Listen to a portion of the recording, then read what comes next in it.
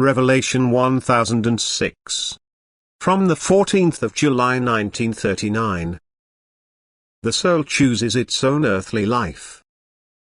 The soul has chosen its stay in the flesh by itself, and therefore the objection is unfounded that man is forced to be what he is on earth. The being even received an exact description of the life on earth beforehand. The way on earth was presented to it, likewise also the degree of maturity which can be reached in this very life, and the being therefore put on the body of flesh in fullest agreement and consciously became that to which it had given its consent to beforehand. If the earthly walk does not bring maturity to him through his own fault, it is only due to the will, or rather unwillingness, of man, who does not use life on earth in the way it can be used.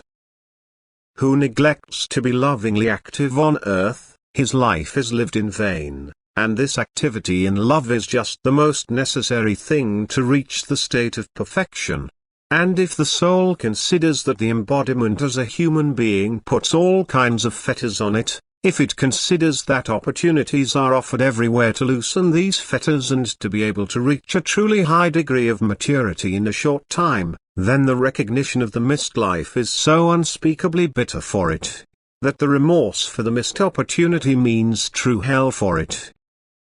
And all spiritual power cannot succeed in sparing the soul from this state of remorse, and that is why it even makes a mighty impact on the soul while it is on earth, and tries to influence a misguided being both spiritually and physically, and to awaken the soul's sense of responsibility, so that it recognizes its task on earth and pays more attention to its work of liberation. Once man has imagined that only his will frees him from his fetters, but that otherwise also the wrong will endangers the later life of the soul, then he no longer lives thoughtlessly into the day, but seeks to gain spiritual advantages, and at the same time he uses all opportunities for the exercise of love for the neighbor, because the soul feels its actual task exactly in this, and it also likes to dwell in these spheres, where it does not feel physical pressure.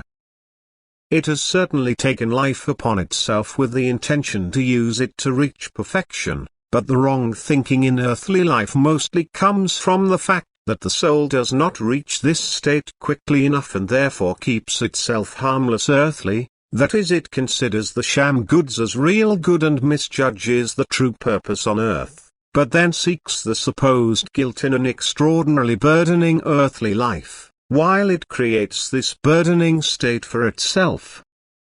A good, God-pleasing life on earth in active charity will let the human being outgrow himself in such a way that he will no longer be aware of the apparently bad circumstances, and thus the self-chosen life in the flesh will bring him fullest redemption.